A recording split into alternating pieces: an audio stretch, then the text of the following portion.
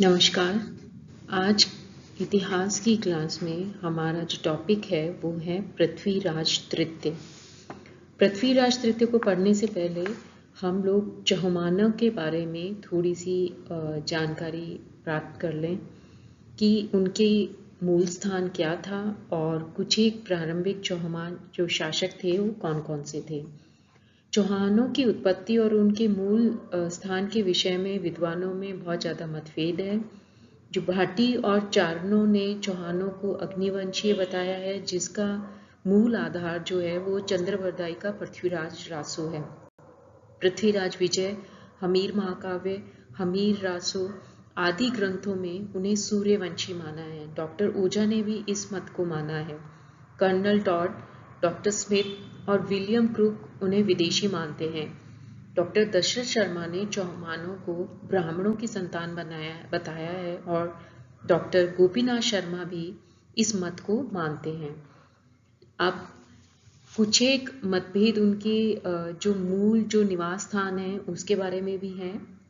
Doctor Gopinath Sharma के अनुसार चौहानों को मूल स्थान जांगल देश तथा सापादलक्ष यानी कि सांभर था।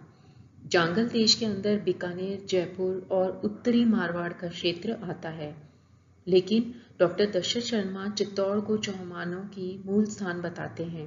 पृथ्वीराज विजय, हमीर महाकाव्य और सुरजन चरित्र में पुष्कर को चौहानों का मूल स्थान बताया गया है, लेकिन अधिक विश्वस्त जो मान्यता है वो है कि वे लोग सांबर, पुष्कर, सीकर के मध्यवर्ती क्षेत्र के रहने वाले थे। पृथ्वीराज विजय और हमीर महाकाव्य के अनुसार चौहानों के आदि पुरुष का नाम जो है वो चाहमान था, लेकिन बिजोलिया शिलालेख के अनुसार वासुदेव नामक व्यक्ति ने साबालक्ष में चौहान राजवंश की नींव रखी थी और उसी ने सांबर झील का निर्माण करवाया था। डॉक्टर गोपीनाथ शर्मा ने 551 ईस्वी के आसपास उसका समय भी निर्धारित किया है। कुछ एक जो महत्वपूर्ण चौहान शासक हुए हैं वो हैं दुर्लभराज प्रथम, गुवक प्रथम, चंद्रराज द्वितीय, गुवक द्वितीय, चंदनराज, वाकपतिराज प्रथम, सिंहराज, विग्रहराज द्वितीय, गोविंदराज तृतीय, वाकपति द्वितीय, विग्रहराज तृतीय इत्यादि। विग्रहराज तृतीय का पुत्र और उत्तराधिकारी पृथ्वीराज प्रथम ने 1105 ईस्वी के आसपास लगभग 700 चालुक्यों जो पुष्कर के ब्राह्मणों को लूट कर आए थे इनको मौत के घाट उतारा था और उसके बाद में परम भट्टारक महाराज धीराज परमेश्वर की उपाधि धारण की थी। और जो इस चौहान वंश का मुख्य शासक या सबसे शक्तिशाली शासक हुआ है वो है पृथ्वीराज तृतीय। पृथ्वीराज तृतीय ने 1178 से 1192 ईस्वी के आसपास उन्होंने शासन किया है। इनके पिता का नाम सोमेश्वर था और माता का नाम कर्पूर देवी था। सोमेश्वर की मृत्यु के समय पृथ्वीराज केवल 11 वर्ष का था, अतः उसे अपनी मां की देखरेख में ही शासन चलाना पड़ा था। उसकी मां ने सोमेश्वर के मंत्रियों व अधिकारियों को उनके पदों पर बनाए रखा। उसका मुख्यमंत्री कदमदास अत्यधिक वीर, विद्वान, कुशल प्रशासक और स्वामी भक्त था। उसने बड़ी राजभक्ति से शासन किया। सैनिक कार्य के लिए कपूर देवी ने भुवन कमल को सेनाध्यक्ष नियुक्त किया था, जो कपूर देवी का स्वयं संबंधी था।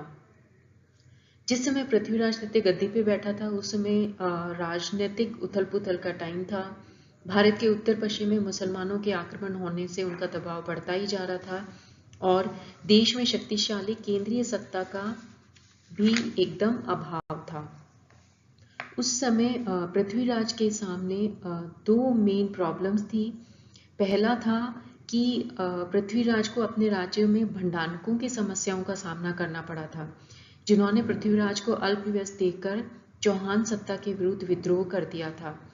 तो पृथ्वीराज तृतीय ने अपनी उत्तरी सीमा को सुरक्षित करने के लिए 1182 ईस्वी के आसपास उन पर जबरदस्त आक्रमण किया। जगह जगह उनकी बस्तियों को उजाड़ दिया, सैकड़ों को मौत के घाट उतार दिया और उन्हें आत्मसमर्पण या उत्तर प्रदेश की ओर भागने के लिए विवश कर दिया। इस घटना के बाद भंडारकों का एक शक्ति के रूप में उल्लेख कभी नहीं मिलता है। दूसरी जो इसकी मुख्य समस्या थी वो थी नागार्जुन विक्रयराज चतुर्थ का पुत्र था और वह गुड़गांव पर अधिकार करके चौहान सिंहासन को लेने की तैयारी कर रहा था। इसके दमन के लिए पृथ्वीराज तृतीय ने अपने मुख्यमंत्री कदमबास की देखरेख में विशाल सेना गुड़गांव पर आक्रमण कर दुर्ग को घेर लिया। नागार्जुन तो किसी तरह बच निकला, लेकिन उनके परिवार के अन्य सदस्यों को बंदी बना लिया गया। एक और समस्या उसको मोहम्मद गौरी से भी थी। अब हम नेक्स्ट इसका अध्ययन करेंगे पृथ्वीराज तृतीय की दिग्विजय। सबसे पहला है जीजाक भुक्ति। चंदेलों के विस्तृत राज्य में बुंदेलखंड, जीजाक भुक्ति, महोबा, ये सब राज्य सम्मिलित थे और महोबा जो थी वो उनकी राजधानी थी। इस समय परमादी चंदेलों का राजा था। उसने अपने दुर्व्यवहार के कारण अपने सरदारों को नाराज कर दिया था। अतः उनके दो प्रमुख सरदार आला और उदल कनौज के दरबार में चले गए थे। 1182 ईस्वी में पृथ्वीराज ने चंदेलों पर आक्रमण किया। इस युद्ध में परमादी की ओर से उसके पुराने सेना नायकों आला और उदल ने तथा कन्नौज के कुछ सैनिकों ने भी भाग लिया था। दोनों में घमासान युद्ध हुआ, जिसमें आला और उदल अपने साथियों के सहित मारे गए। परमादी को पराजित होकर पृथ्वीराज से संधि करनी पड़ी। पृथ्वीराज ने संपूर्ण महोबा राज्य पर अधिकार कर लिया, लेकिन उसने अपने राज्य में नहीं मिलाया, केवल कुछ सीमांत गांवों को ही अपने राज्य में मिलाया था। दूसरा जो प्रमुख शक्ति है वो है चालुक्य। गुजरात के चालुक्य और अजमेर के चौहानों के बीच काफी लंबे समय से संघर्ष चला आ रहा था। चालुक्यों का राज्य नाडोल तथा आबू तक फैला हुआ था और पृथ्वीराज तृतीय के राज्य की सीमाएं नाडोल व आबू को स्पर्श कर रही थी। चालुक्य चौहानों को अपने प्रभुत्व में लाना चाहते थे, जबकि पृथ्वीराज अपनी सत्ता का विकास करना चाहता था। अतः दोनों में संघर्ष होना स्वाभाविक था। प्राप्त शिलालेखों एवं साहित्यिक साक्ष्यों के अनुसार 1184 ईस्वी में दोनों पक्षों के बीच घमासान किंतु अनिर्णायक युद्ध हुआ और अंत में 1187 ईस्वी के आसपास दोनों में एक अस्थायी संधि हो गई। अगला जो राज्य है वो है गढ़वाल।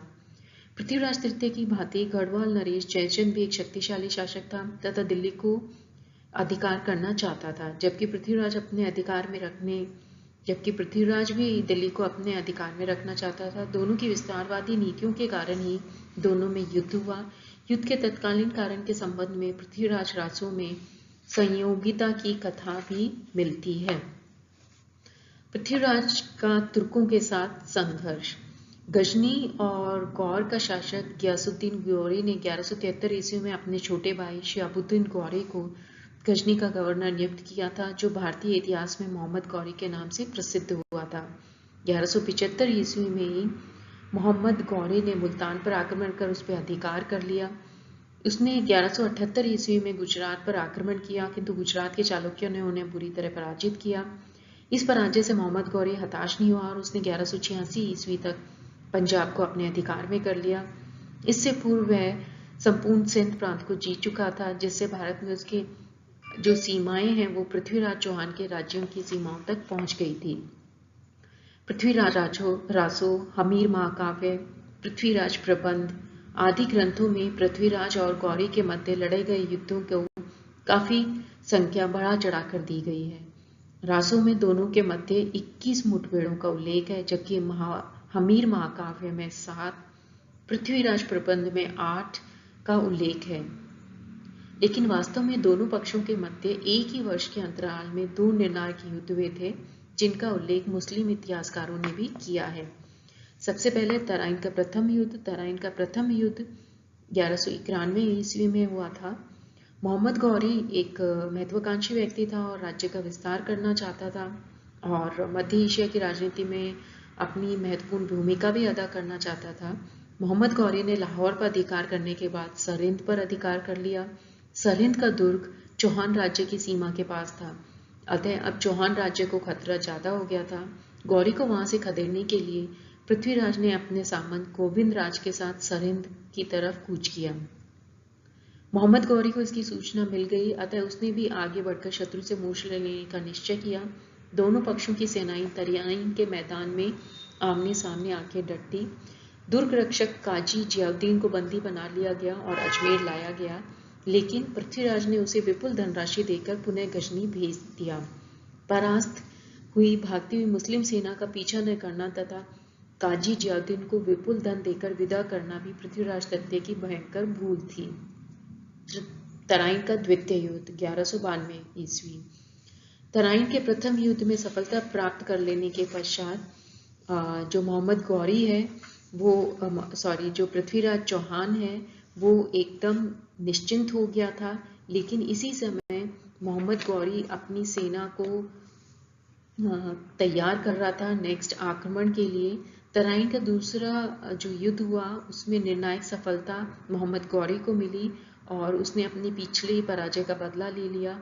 इस विजय के फलस्वरूप ही हांसी, सिरसा, समाना, कोहराम, अजमेर और दिल्ली तक का विशाल क्षेत्र मुसलमानों के अधिकार में चला गया। पृथ्वीराज के भाई हरिराज ने कुछ समय तक मुसलमानों से टक्कर लेकर चौहान सत्ता को पुनः स्थापित करने का असफल प्रयास किया और अंत में उसे भी आत्महत्या के लिए विवश होना पड़ा।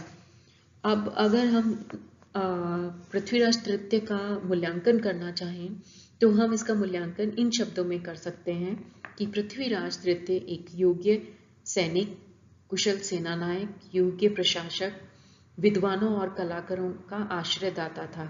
उसके समय में अनेक प्रसिद्ध विद्वान जयानक, विद्यापति गौड़, बागीश्वर, विश्वरूप, चंद्रवरदाई आदि उसके दरबार में थे।